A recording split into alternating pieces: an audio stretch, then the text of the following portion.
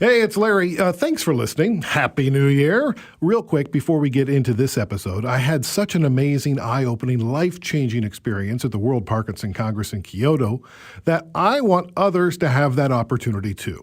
So Becca Miller and I and 24 of our PD community friends have launched a year-long WPC travel grant fundraiser.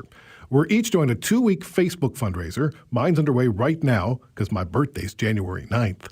All the money raised will be used to help offset travel costs so more people with young onset Parkinson's can attend the next WPC in Barcelona in 2022.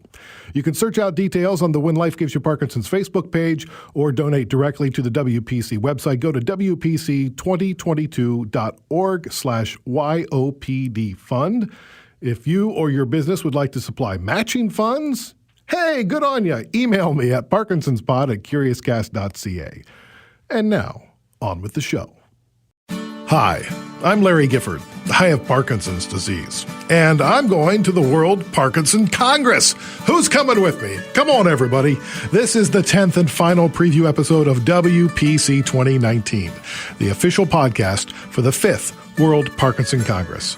The event is being held June 4th through the 7th, 2019 in Kyoto, Japan. This podcast is created in collaboration with the World Parkinson Coalition and my other podcast, When Life Gives You Parkinson's. Each episode, we preview guests and topics that are going to be featured at the WPC. Today, we'll talk about personalized medicine for people with Parkinson's and get lots of last-minute advice on how to make the most of your time at the WPC. Etienne Hirsch is director of the French National Institute for Neuro Science, Neurology, and Psychiatry. He's a board member and chair for the Basic Science Program Committee for this year's World Parkinson Congress. Dr. Hirsch has been studying Parkinson's for over 30 years. He's the author of more than 200 peer-reviewed articles, and much of that work is understanding the cause of neuronal degeneration in PD. So I started our discussion by asking him, of all the observations he's made about Parkinson's, which have been the most clarifying for him? I would say that I have, in fact, two aspects in which I am really interested. One is the role of neuroinflammation. At the beginning, when we worked on the mechanism of neuronal degeneration, most of the people were not interested in neuroinflammation, and some people were even laughing, saying that neuroinflammation is a consequence of neuronal degeneration. And now we know that, in fact, the neuroinflammatory processes are not just a consequence of neuronal degeneration. These events really participate to the cascade of events leading to degeneration. Okay, it's me, Larry. Let me just jump in here before we get to the second observation from Dr. Hirsch. If you didn't catch that, for many years, he and his colleagues were laughed at for believing inflammation triggers a series of events that leads to the death of our dopamine-producing brain cells. Critics thought the inflammation was a consequence of the degeneration. Dr. Hirsch and his colleagues have now proven the critics wrong. Now for his second clarifying observation. In the past, most of the people believed that the immune cells could not penetrate into the brain, but this is not true. We have activated microglial cells in the brain of people suffering from the disease, and we have even lymphocytes, which are immune cells that go from the blood circulation into the brain parenchyma. And because of that, what can we do? Like what's the opportunity? We know now, at least in experimental models in mice, if you remove the CD4 lymphocytes, you protect the dopaminergic neurons against degeneration induced by Parkinsonian toxins. So this is really the proof that at least some of these CD4 lymphocytes play a deleterious role. So the next question is, what is triggering the neuroinflammation? And we have two major hypotheses. One is that the suffering neurons are secreting signal that will activate the brain macrophages, and this ultimately will allow the lymphocytes to penetrate into the brain, and the combination of the microglial cells and some T lymphocytes will in fact kill the dopaminergic neurons. The second hypothesis is related to alpha-synuclein. Alpha-synuclein is accumulating in the brain of the patients, and it is believed that some misfolded form of alpha-synuclein are in fact recognized as a foreign protein, and this in fact triggers a sort of autoimmune reaction. So it is believed that this misfolded alpha-synuclein, in fact, will trigger the neuroinflammatory processes. You talk about inflammation, and I'm thinking, let's just pop a couple of Advil. We should be all right. Yeah, you cannot use the classical non-steroidal anti-inflammatory drugs, especially in elderly people, because this is causing very adverse side effects, for instance, stomach bleeding, and this is a really major issue in elderly people. So I'm guessing that this is this idea of neuronal vulnerability, which is one of your topics at WPC. This is all related to that. Absolutely. I think it's a very important concept in Parkinson's disease. What will be discussed is why some cells degenerate in Parkinson's disease and some do not degenerate. Dr. Hirsch will present a workshop with 3 other doctors at 1:30 on day 1. They're diving deep into a couple of topics. Dr. Ernest Arenas from Sweden will be discussing developmental genes that are present in dopamine-generating neurons that degenerate. If we take the example of the dopaminergic neurons in the substantia nigra degenerate, but in the adjacent ventral tegmental area, only 50% of the cell degenerate. And a little bit more dorsally, in the central gray substance, the dopaminergic neurons do not degenerate at all. So you have this concept of selective vulnerability, and I think that it is something which is interesting, because it might suggest that Parkinson's disease might even start at the very beginning of life. Dr. Salzer from New York will discuss the role of cellular threshold. And he has made some very new studies on the role of alpha-synuclein in the induction of the neuroinflammatory processes. Dr. DJ Surmeyer, also of the U.S., will discuss the role of calcium in dopaminergic neurons. And he has an ongoing clinical trial, and I hope that he will have the results for the WPC meeting. Oh, that'd be exciting. Yes, we all cross our fingers and hope that he will be able to share his result. It's not sure yet, and if he shares his result, we hope that the trial will be positive. You said something that caught my ear. Dopamine cells, the dopamine-producing cells that are dying, focused in that substantia nigra. There's a theory that it could be something we're born with, which means that at some point, finding a biomarker should be possible. Absolutely, and you have some genes which are expressed during the development of the dopaminergic neurons that are involved or might be involved in the regulation of the degenerative process and the susceptibility of dopaminergic neurons. So as folks listening can tell, I'm trying to wrap my brains around all the great knowledge that you have. And I'm sure that there's going to be a ton of information at the WPC in the session that you're leading, but it is geared to more scientific thinking folks. It's going to be high level, is my understanding. Yes, for the basic science program of WPC, we have selected sessions, either workshops or parallel sessions, which are high scientific session levels.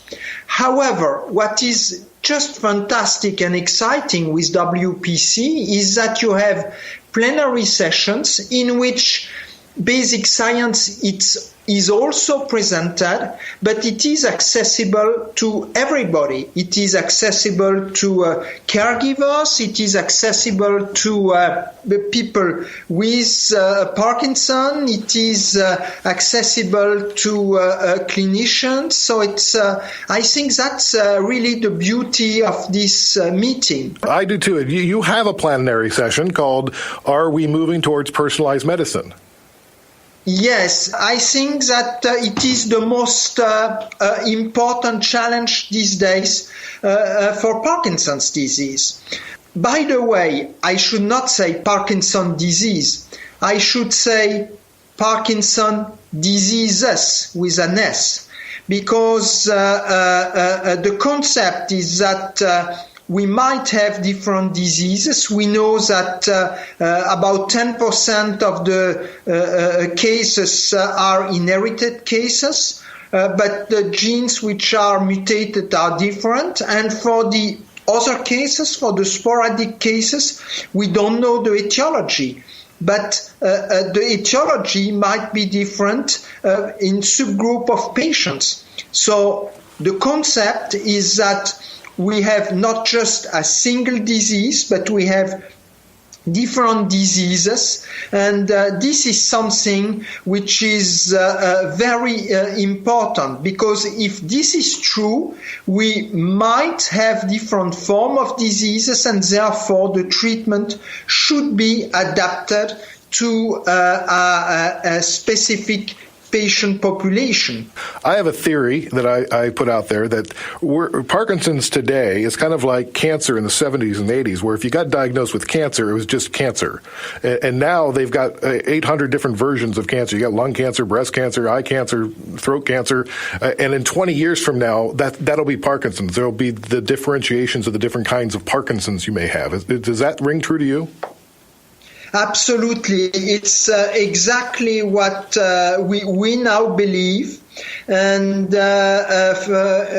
for cancer, we can take some tumor cells, use the omics technique to see how the genes are expressed, how the proteins are expressed in the cancer cells, and then have a treatment which is adapted to the type of disease.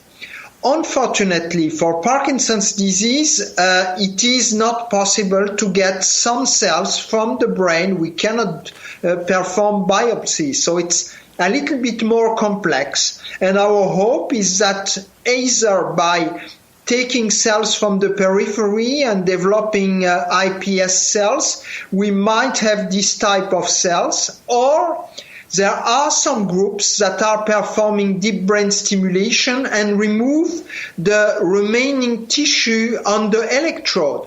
So when they have the guide, they implant the electrode, they are testing the best position, and they remove, in fact, the guide and the first electrode. And there is always a little bit of tissue that is remaining on this surgical instrument. So you are able to have this tissue, and this is a source of really outstanding material, because it might allow really to identify for very specific patients the molecular and cellular changes in the brain to try to develop personalized medicine. So I fully agree with your hypothesis, and many people are working on it. That's exciting. That is really exciting. I mean, we all hear that you meet one person with PD, you've met one person with PD. Is that just symptomatically, or is that also, when you look beyond the symptoms, it looks different inside the brain? It looks different inside the brain. It looks different because you have not always the same stage of the disease. you have neuronal loss in some brain regions, but not in other brain regions. In the past, I have done a lot of studies on the postmortem material. And for instance, we have studied some cholinergic neurons, and especially in the brainstem, in a nucleus which is called the pedunculopontine nucleus, and we were able to show that in patients with gait and balance disorders, the cholinergic neurons in the pedunculopontine nucleus degenerate, while in the patient without a gait and balance disorder, the neurons are preserved. So absolutely, you have different manifestation in the disease, in the brain of the patients, and this might be related to the symptoms. So if we want to have personalized medicine, for instance, to correct the gait and balance disorders, we have to know the changes in the brain. And these are things we are starting to understand. Well, as a guy who has Parkinson's, that's really exciting to hear. So I'm really happy that you're dedicating your work to that, and I look forward to hearing more in Kyoto. This is going to be exciting to see you and meet you in person there.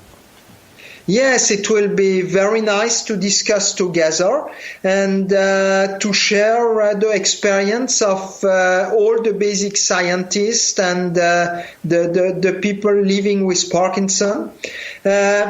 Kyoto is also a wonderful city. I was lucky enough to be in Kyoto for several trips. Japan is a wonderful country with very nice people. It's probably one of the best cities in Japan to visit the temples. And the food is just outstanding.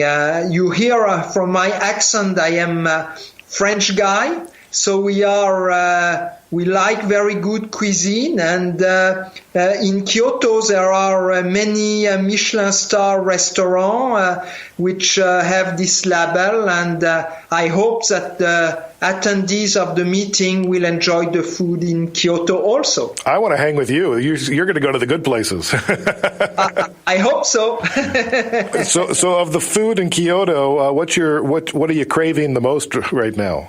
It's they have fantastic fish. The fish is just fantastic, and the Kobe beef also. Kobe beef, yeah. It's really the for me the best beef in the world. So you should have Kobe beef.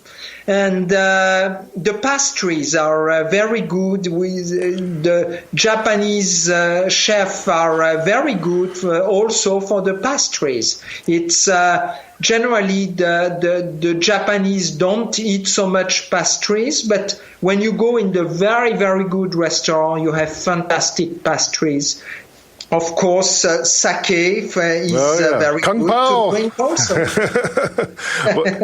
well, and coming from a Frenchman, saying they have great pastries is a high compliment. So that's great. Now I'm hungry.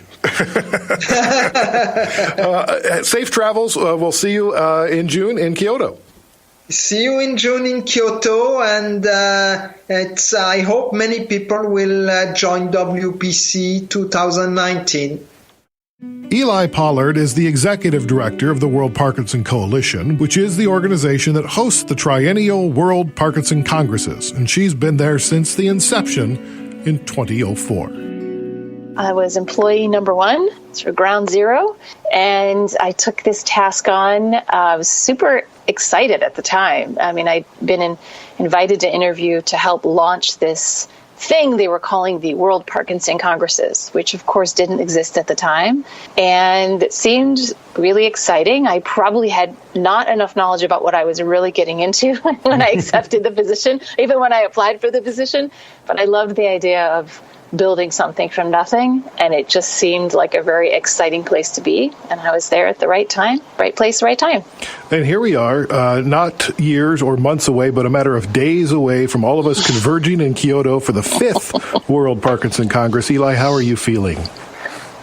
Well, I'm feeling pretty good. It's really exciting to take this Congress to Asia. I mean, Japan in particular. You know, we've had it in Europe and in North America.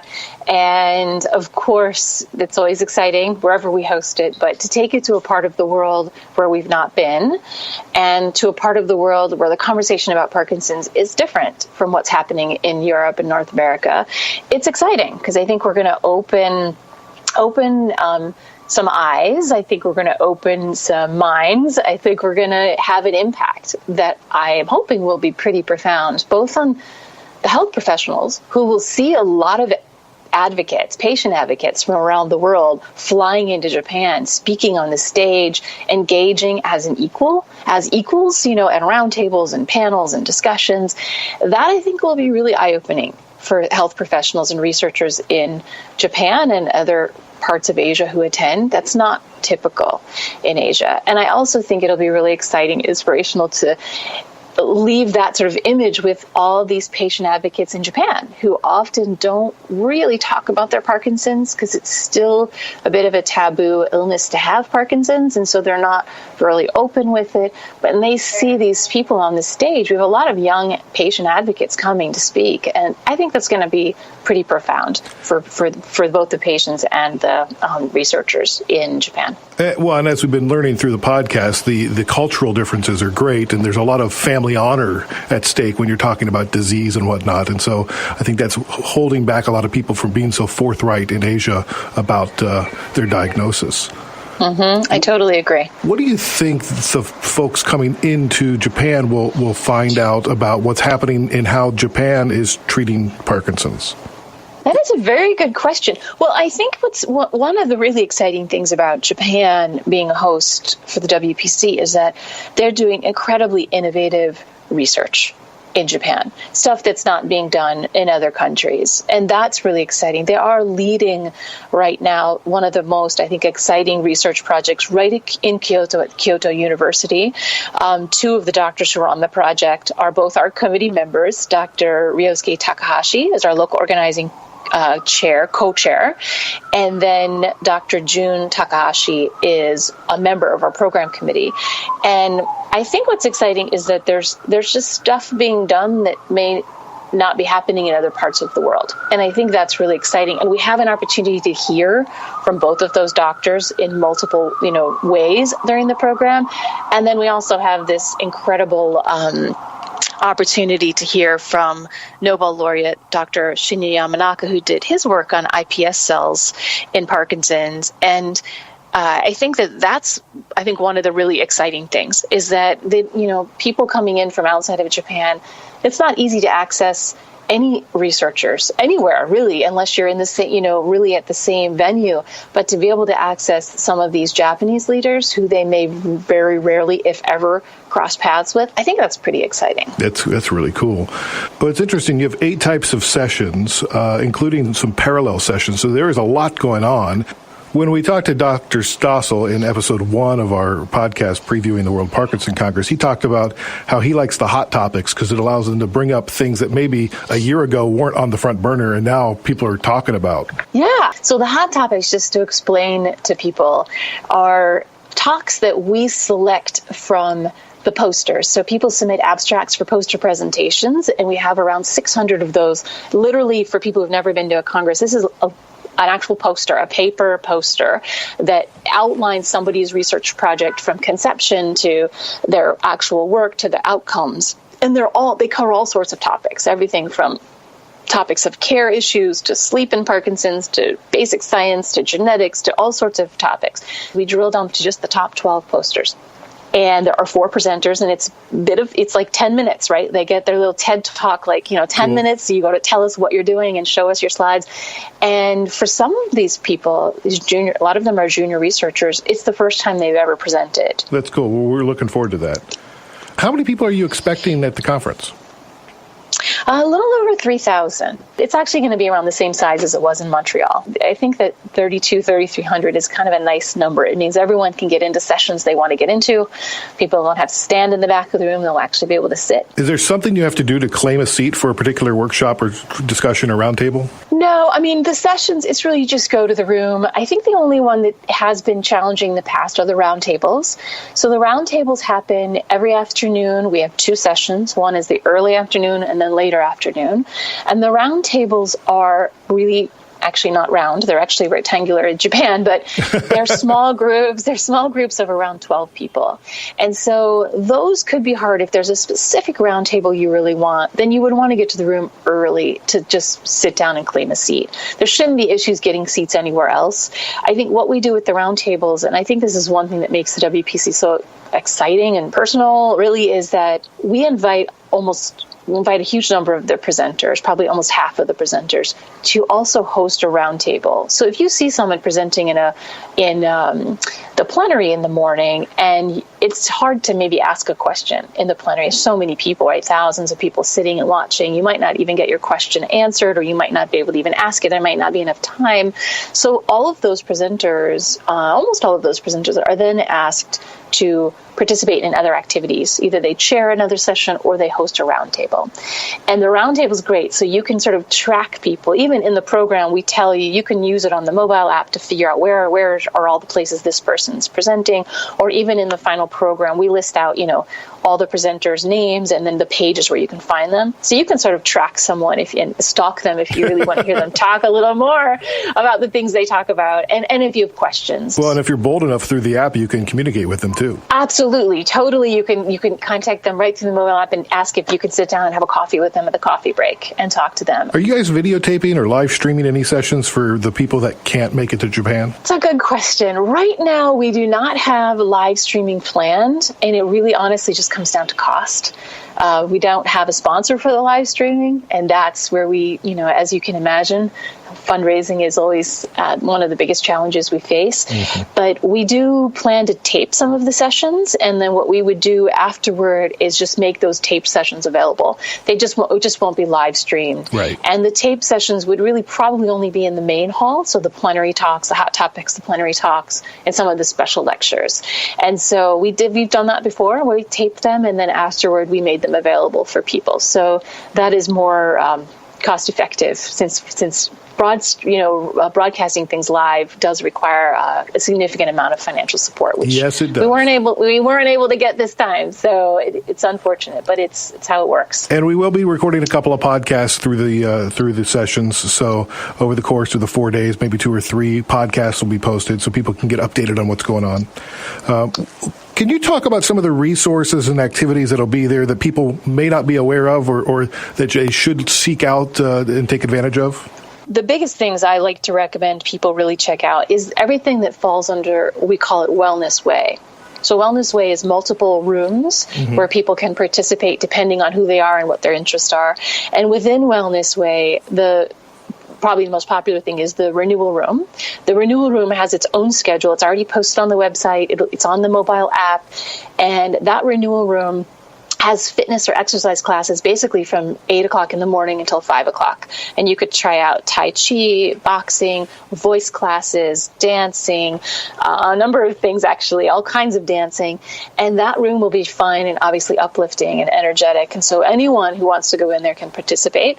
And you would just go look at the schedule in the program, and you can show up when the session's running. So that's the renewal room. The other one is our Care Partner Lounge. The room is open for care partners all throughout the day from 9 to 5, just to sit down, have a cup of coffee or a cup of tea, relax, talk to some other care partners. It's open to English speakers and Japanese speakers, and we'll have both staff, people speaking different languages in the room. So even if there's nothing going on in the room, care partners can still go sit in the room if they want to just go sit down. Yeah. And so there will be organized talks, like roundtable discussions around specific issues that caregivers or care partners might be experiencing, things they want to share. And there'll be some of those will be done in English and some in Japanese. So that's the Care Partner Lounge. And then the other parts of the Wellness Way, super fun, just always to let people know we have a massage and Reiki room. Yay. So people can get I know. Then we have like 30 volunteer massage therapists and Reiki masters there to just give, 15-minute sort of massage massage, Reiki, all throughout the days of the Congress. You just have to sign up for a time slot. We have a quiet room, so if people are feeling really jet lagged and just need to lay down for half an hour or an hour, they actually will have futons in that room and tables. You just sit down, take your medication, be quiet for just a minute if you need that. And then the newest part of the Wellness Way, which I'm kind of excited about, even though it's not my sort of thing, I have to give it a hand, is we have a table tennis room. Yay, for people who ping just pong. want to play table tennis. I always want people to make sure they take advantage of Wellness Way because it's so wonderful and it's a great complement to the scientific sessions. And then the only other thing, going back to your question, Larry, about what people should pay attention to, is in the exhibit hall, we do have a clinical research village, and this is a village that's been sponsored by the Michael J. Fox Foundation and with in-kind support from the Cure Parkinson Trust, who helped put the whole program together. It is a space for just people to learn about clinical research, clinical trials, what you should ask if you want to engage in a clinical trial, what are your rights as a participant in a clinical trial, what you need to know before you sign on the dotted line. That's a great space, and it'll be open all the hours that the exhibit hall is open, so people can stop in there anytime. And on the website, WPC2019.org, there's lots of information, including there's details on the choir and the book nook and the art walk, and there's also video competition. There's so much going on, Eli. What are the most frequent questions you receive? Questions about the sessions. Are the sessions really open for everybody? Are they accessible? Yes, totally accessible. Sessions are open for everyone. I do recommend when you see the actual program, when you download the PDF file or you get your print copy of the program, what you'll see are icons on the bottom of the page. And those little icons will tell you if a session is basic science, clinical science, or care. And then they also tell you the level of the session. Is it highly technical, moderately technical, or totally crosstalk, which means anyone should be able to access it. It's important for people to know that you can go to any session you want to attend. But if you are not a scientist and you want to go to the highly technical basic science session, you just have to realize that that's a session that they're really talking about science at a high level. And this is part of the reason we do this, is because if we didn't have sessions that were at the higher level for scientists, it would be hard for us to attract scientists to the Congress. They really need to come to be able to learn from their peers. So this is how we sort of over the years have evolved the Congress. It's really powerful when you're in a session and you've got a neuroscientist next to a person with Parkinson's, next to a physical therapist, next to a care partner. And then they open up for questions, and each of those people ask a question, a totally different question, because they have a different perspective on that topic. Any last words for the folks that are packing up right now, getting ready to travel to Osaka to land there and take the train to Kyoto? What's your advice? My biggest advice is double check your passport. Make sure you have at least 6 months left on your passport to travel. Take time. I think when people come to Kyoto, if you've never been to Japan, it can be overwhelming, like any travel. Explore that first day or two. Try to get on the subway. See what it looks like to get a ticket for the subway. And drink a lot of water. And that's important. I think sometimes people get so overwhelmed with travel and the Congress, they forget to take care of themselves. Make sure you drink water, a lot of water. And my last request is that if you're traveling and you have Parkinson's, that you please bring at least double your medications. Sometimes crazy things happen. A number of years ago, a volcano erupted in Iceland and people couldn't fly anywhere for like a week. You can't predict that, right? And so we can predict that sort of stuff, sure. And so I remember I was in Toronto at the time, and I had a lot of people around me from Europe who couldn't fly home to Europe. Those who had medications had problems because they couldn't get their medications in Canada. And so, and even if you could get it, it's a slightly different formulation, maybe a different dosage. So we always tell people to bring 3 times the medication, just because if a volcano goes off and you can't get home for a week, you need to have extra meds with you. And if you can bring more than twice, just to bring a third, just to be safe. But I think for anyone traveling with Parkinson's, that's probably my number one request, is that you please bring extra medication with you, because the world is unpredictable. Well, Eli, on behalf of all of us attending, thank you for all the work that you and your team have put into making this an amazing event. We're all very excited to be there, and it wouldn't happen without you. So just thanks for everything you do. Thanks so much, Larry. I really look forward to seeing you in Kyoto. Each episode of WPC 2019, I have been chatting with James Heron, the Executive Director of the Japanese-Canadian Cultural Center, to help us prepare for Kyoto with language lessons and cultural insights. Usually, we start with a word or a phrase of the week, but since this is our last chat, James, let's just race through a bunch of leftover items that you've yet to impart. There's so many little tiny things that come to mind. I think whenever you're dealing across cultures, one of them is I always tell people, be careful with your use of language. Often when you're dealing with really anyone who's dealing in their second language, but often in Japan, is to be careful of using idioms. Using idiomatic expressions, which are expressions essentially that we understand through cultural context, but actually the meaning is different from what we're actually saying. So often, again, we use things like hit one out of the park, or to someone to be a little bit off base. Break a leg, a dime a dozen, a blessing in disguise, bite the bullet. Yeah, exactly. Because, again, people will often be looking at sort of the literal meaning of words. So you have to take that into account, because obviously without that cultural background, it's very easy to have misunderstandings that way. I can imagine. You want me to bite a bullet? What? Yeah. Or another interesting one is to say, to be pulling your leg. Oh yeah. Because actually, if you were to say that to someone in Japan, and someone was to translate that, a translator was to translate it directly, that would mean essentially, there is an expression in Japanese which is ashio hipparu, which means to pull someone's leg, which actually means to purposefully hold someone back, to make them fail, almost to sabotage someone. So I said there's a little bit of a minefield there. So probably say what you need to say in the most straightforward way, and you can't go wrong. All right. You had mentioned to me that I should buy a bunch of new socks. Well, yeah. And I've only been through my own experience of embarrassing myself.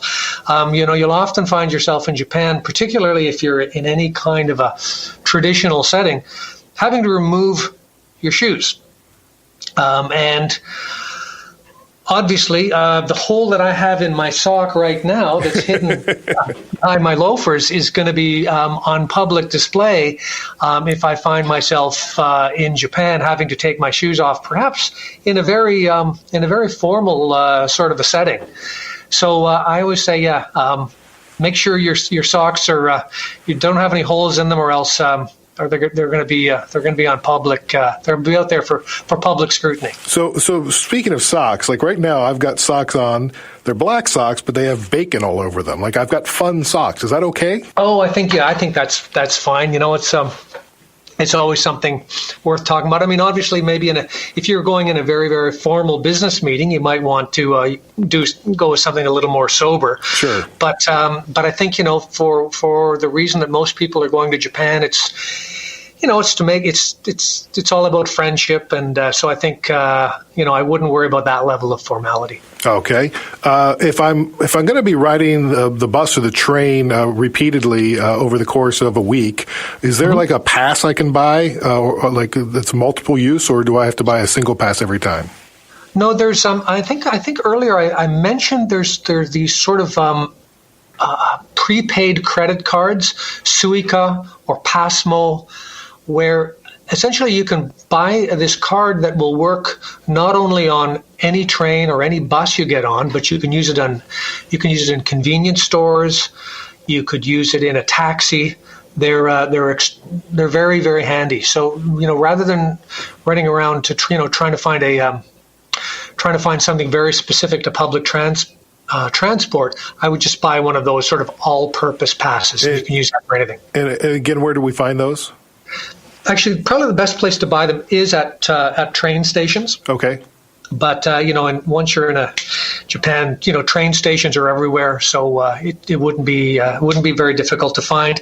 And most of those train station vending machines will have a button and you push it, and it'll speak to you entirely in English and give you everything you need. Yeah, perfect. Let's get into some of the more controversial things. In America, we've got the middle finger. What's the equivalent in Japan, so I don't do it by accident? I don't think there's anything that's that specific, although the Japanese will sometimes use the middle finger themselves, but it's just for pointing. So if someone appears to be giving you the middle finger in Japan, there's no hidden meaning in that. It's just a pointer. All right. Is there a good swear word we should know? A swear word? Japan doesn't have Japan has some dirty words that are used to describe, bodily functions or sexual functions, but they're not often used as swear words.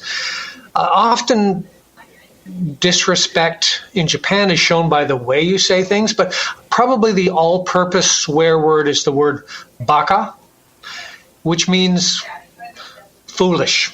Okay. But I guess depending on the how it's used and the amount of anger, it can be dialed up or dialed down. But it's not an expression that I imagine you'll need to use. But if you hear it coming at you, just in case. So how do you say bus and how do you say train? Bus is busse, and train is densha. Okay. And maybe another one is. Another useful one would be train station, which is eki. Eki, okay. Yeah. And earlier, I think we talked about asking where the toilet was. Yes. Ore wa doko desu ka? So you can also say eki wa doko desu ka? Where's the train station? Perfect. I think I'm ready. Oh, I hope this has been helpful. I'm sure everyone's going to have a wonderful experience over there. I mean, I don't think there's any country or culture that is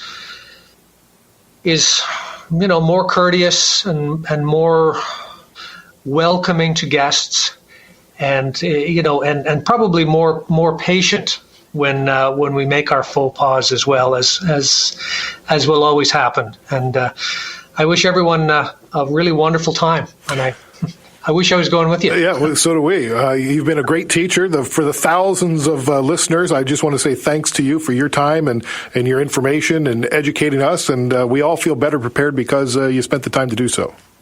Well, it's been a wonderful experience. And thank you very much, everyone. Arigatou gozaimasu. Thank you, James. If you want to learn more Japanese vocabulary or to dive deeper into cultural information about Japan, check out episode 7 of WPC 2019. Download it before you get on the plane. It's a 45-minute conversation with James, which should give you a solid base before landing in Japan. If you're not going to Japan, don't worry. I think I've got you covered. While in Kyoto at the World Parkinson Congress, we will release at least 2, probably 3 podcasts between June 4th and 7th, and we will try our best to give you the cultural experience and the Parkinson's experience and introduce you to some of the great people on hand for this terrific event. From Curious Cast and the World Parkinson Coalition, this is WPC 2019. Special thanks to Etienne Hirsch and Eli Pollard, who served the Parkinson's community, and James Herron, who joined us today and in each episode of the WPC 2019 podcast. Visit WPC2019.org to learn about the upcoming 5th World Parkinson Congress, a global Parkinson's event that opens its doors to all members of the Parkinson's community, including those living with the disease. Follow WPC on Twitter at World PD Congress. If you're headed over to Kyoto, don't forget to download the app, customize it, plan your schedule, and instant message other participants like me. If you'd like to help spread the word about this podcast, be sure to rate, review, and subscribe for free. Search for WPC 2019 and When Life Gives You Parkinson's. We're available on Apple Podcasts, Spotify, Google Podcasts, and everywhere you get your streaming audio. You can also listen at curiouscast.ca and WPC2019.org. Connect with me on Facebook, Instagram, and Twitter. Just look up @ParkinsonsPod. Email is parkinsonspod@curiouscast.ca. WPC 2019 is written and produced by me, Larry Gifford. Dila Velazquez is our story producer, and sound design by Rob Johnston. I look forward to finally meeting you in Kyoto. Canada may be known for its landscapes and friendly people, but beneath the surface lies a darker side of crime, history, and the paranormal. Since 2017, the award-winning Dark Poutine podcast has explored the shadowy corners of the Great White North and beyond, delivering chilling tales from a uniquely Canadian perspective. Hosted by Mike Brown and Matthew Stockton with over 300 episodes and fresh releases every Monday, Dark Poutine is your weekly ticket to the creepier side of Canada. Listen to Dark Poutine on Apple, Spotify, Amazon Music, or wherever you get your podcasts.